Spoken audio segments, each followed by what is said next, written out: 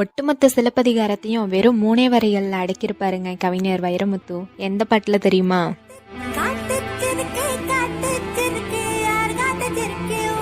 இந்த பாட்டுல குறிப்பா இந்த வரிகளை கவனிங்களேன்.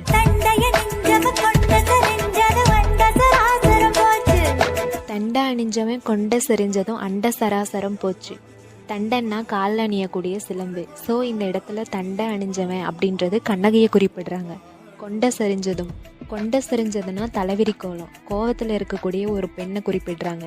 ஸோ இந்த இடத்துல கண்ணகி தான் கணவனுக்காக நீதி கேட்டு மன்னர்கிட்ட கோவமாக இருக்காங்க இல்லையா, அங்கே கண்ணகி கோவப்பட்டதால அண்ட சராசரம் போச்சு, ஒட்டுமொத்த மதுரையும் அழிஞ்சு போச்சு அப்படின்றாரு. இதுக்கப்புறமும் அழகான வரிகள் இருக்கும்.